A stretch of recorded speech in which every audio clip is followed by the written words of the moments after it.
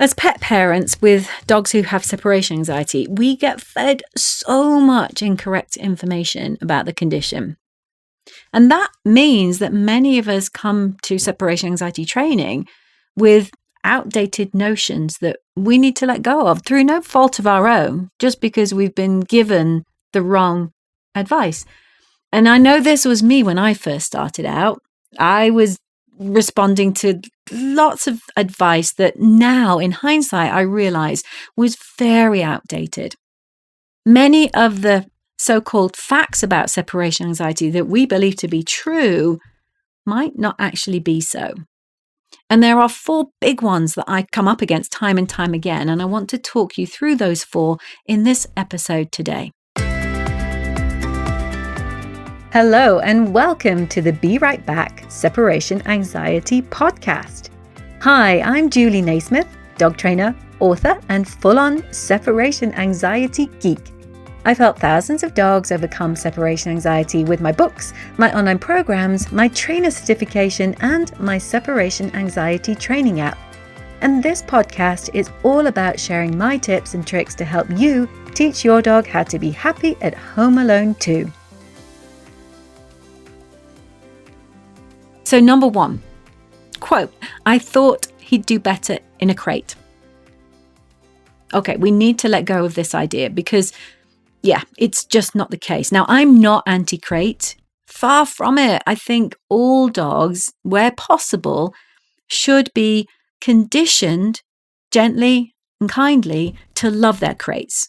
And we do that using an incremental training plan and using food rewards. Creating a dog who's been conditionally and positively trained to love his crate, well, that's not cruel. That's giving a dog choice and encouraging them to be okay with being in a crate. I've got crates all over my house, by the way. I'd say that my dogs spend at least 50% of their day chilling in a crate, of their own choice, by the way. They take themselves off to their chosen crate and snuggle away. They can come out, they can do a swap, they can go to a bed, they can go to another crate. It's like their own voluntary, self-directed version of crate and rotate. And my former separation anxiety dog is no exception. Percy will happily take himself off to a crate to snuggle. I guess it just feels cozy and it feels nice. And he can often be found in a crate on his back, snoring away, dead bug-like. But I could never, and it was never possible, I gave up very quickly on this, I could never ever leave him in a crate when we went out. He would have just freaked. And what we find is that most dogs with separation anxiety do the same. Interestingly, they can be okay in their crate at other times, but for most of these dogs, when we go out, close the door on the crate, and try to leave that dog, they panic. And then some anxious dogs, some home alone dogs do love their crates. And dogs who are running away from things that frighten them, dogs who don't like thunder, do benefit from having a crate to go to. It seems like the crate is some kind of safe place, a refuge, somewhere to hide away. But if we think about thunder-phobic dogs, while they might run to their crates to hide, they are in a panic and they can switch from I want to hide, I want to escape, I want to be in this safe space, to then wanting to flee. And you'll see this often. If you've got a dog with thunder phobia, you might see this. They might run to one safe place and then another noise will go off and they'll want to switch and go somewhere else. So it's really important. If you have a dog with thunder phobia and they do have a crate they love going to, don't close the door. And actually, in general, if you want to leave your dog crate access when you go out because you think that they love their crate, just leave the door open, because guess what? Then they can go in, they can hang out in their crate. And it's their choice. So they're not locked in their crate in panic.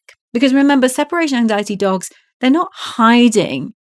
When they freak out, oftentimes they're in escape mode. They're freaking out at being in the house alone. And if they could escape to find you, they would. can you see the difference? We've got one scenario where the crate is a refuge from something scary, a place to go when the dog needs to feel safe because the crate makes them feel safe. The door is open. And in the other scenario, we've got a dog who wants to escape, but the door is closed. Then it becomes like a cell, a prison. So if someone told you, and if you haven't been told to crate your dog in order to fix separation anxiety, then I don't know how you escape that one, because most of us who've got a dog with separation anxiety have at some point been told that crating our dog is going to fix it. If you've been given that advice, just know that you've been misled. It won't. Now, whether the person telling you deliberately misled you or whether they're just not keeping up to date with the information and the knowledge we have about separation anxiety training, who knows? But if they told you that, it's not the case. All that crating is going to do for a dog with separation anxiety is contain them. At best, it's going to limit damage he might do to the house. But at worst, it's going to cause him to damage himself. He'll either get more upset, more panicky, or physically harm himself too. If you're worried about damage to your home, and I don't blame you, then you need to keep your dog under threshold at all times. It's the emotion, it's the panic that's driving the destruction or the escape attempts. He destroys because he's panicking and over his anxiety threshold. If you're worried about stuff in your home, instead of thinking about containing your dog, think about putting up barriers to stop your dog getting to things. So if you're worried about your dog chewing the brand new dining table, put a barrier, put an extended exercise pen around the dining table. So think of it differently. Instead of containing your anxious dog, prevent your anxious dog from getting to stuff by containing the stuff. The second notion that I hear all the time that's just not true is this, in quote, somebody told me he will grow out of it and he'd get over it in time. Well, that can seem plausible, right? It can seem like it's a case of your dog just needing to learn to settle.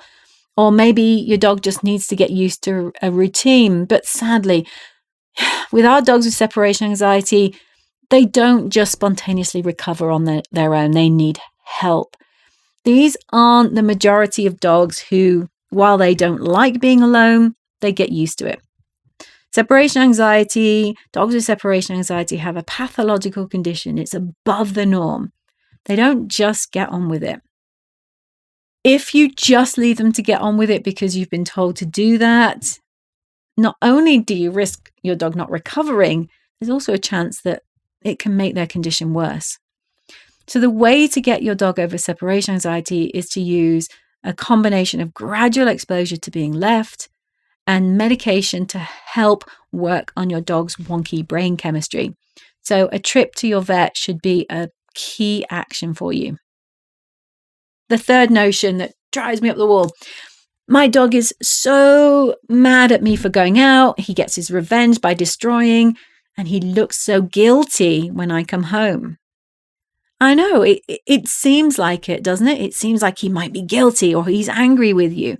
You come home, the house is a mess, your door is chewed up. And on top of that, he's got that really slinky, guilty look, the one you see on TikTok videos, just like you see in those TikTok videos and memes all over social media. Thing is, though, he didn't destroy the door because he feels guilty. He destroyed the door because panic took over. He's not angry with you. It's not, I'm going to destroy this door because mom's gone out and she shouldn't have gone out. He's panicking. When you come back, it's not guilt you think you see when you come through that door. It's fear. Oh, I saw such a distressing video the other day. The poor dog is sat on a step and the dog is petrified. But the commentary, and we see this all the time, the commentary about this gorgeous blue staffy is this dog is guilty, but the dog is cowering. And what does that body language look like? It's the dog making itself smaller, backing away, rounding its back. And kind of the things that we do when we hang our head in shame. The thing is, dogs do guilt, but as far as we know, they don't do guilt the way that we think they do. These dogs, when we come back and we're, when we're angry, but think we're doing a great job of containing it, often these dogs are just picking up on our vibes. They're scared of us. They're not guilty. So don't let anyone tell you otherwise. Your dog is not being spiteful. Dogs don't do spite. They're not like us. They're much less complicated. He's definitely not being mean either. He is just scared. So don't listen to anyone who's telling you that it's anything other than that. A fourth notion. Well, my friend said a bark collar would work, and I've tried the collar, but it's just not helping. And lots of you might have heard this one, that a bark collar is going to fix separation anxiety. I am so sorry if anybody has told you this. It's outdated, it's unhelpful, and it's cruel.